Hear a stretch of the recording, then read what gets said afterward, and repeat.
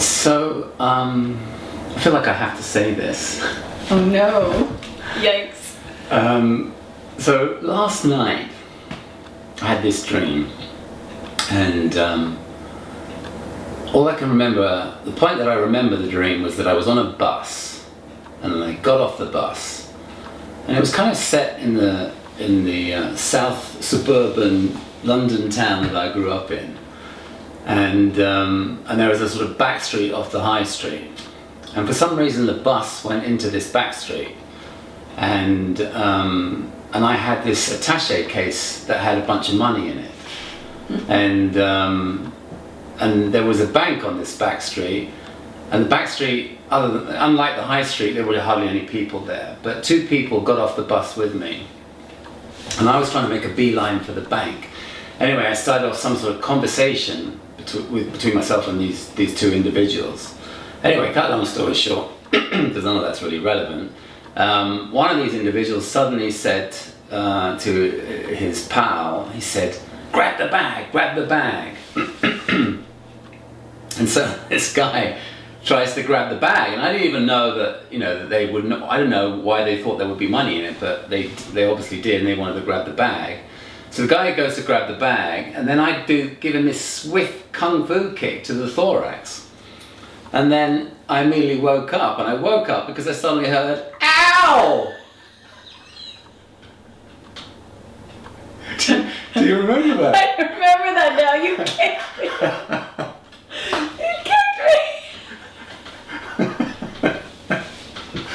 Did it hurt?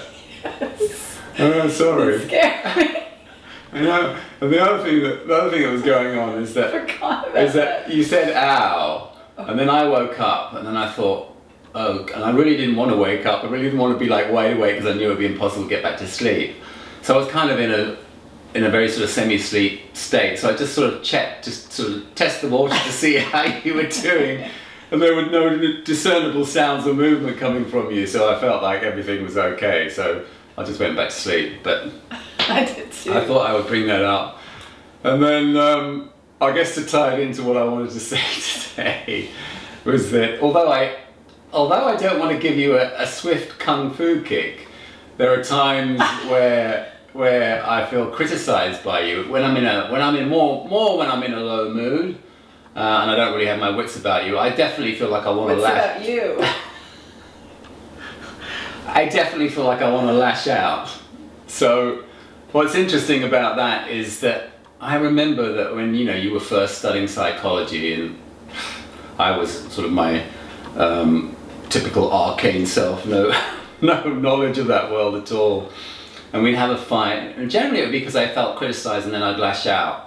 And then you would say something along the lines, oh, you're such a victim. And my response to that would be, yes, I am a victim. I feel totally victimized by you. I feel totally victimized by your criticism.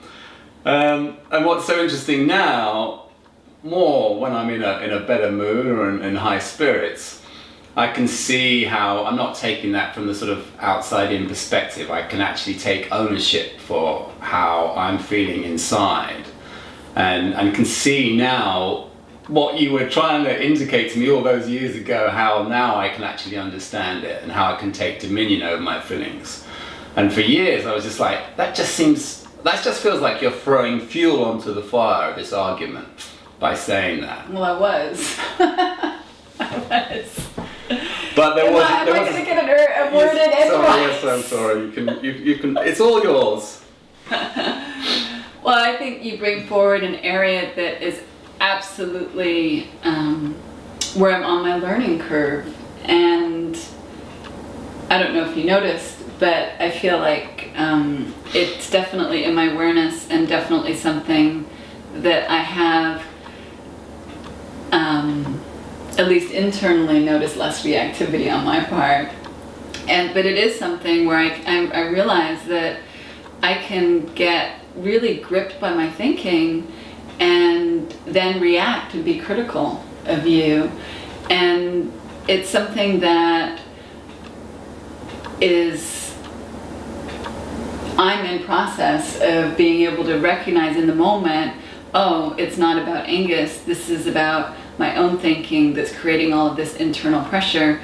let it go. Mm-hmm. But I know that there's times where I don't. Like one of the things that's happening lately that I know I've been critical about with you, and I'm sorry, is that I just cannot understand in terms of our work projects. I'll send you these significant emails with the details in them, and it seems like, you know, every time you're like, I can't find that email. And I know that I have been reactive to that, and what happens is like I just feel this pressure inside, and I, in the moment, am not always able to realize that that pressure is, like, if I say something to you that's critical, that pressure does release. I get that. But it's not healthy. It doesn't make me feel good. I feel bad afterwards, and obviously you don't feel good if I do that.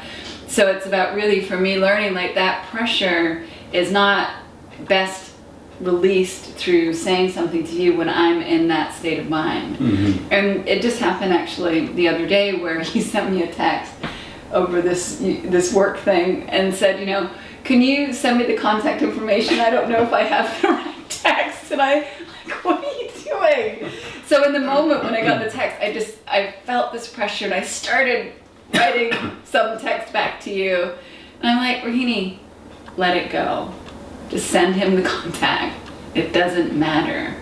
And then all of a sudden, the pressure starts to settle down.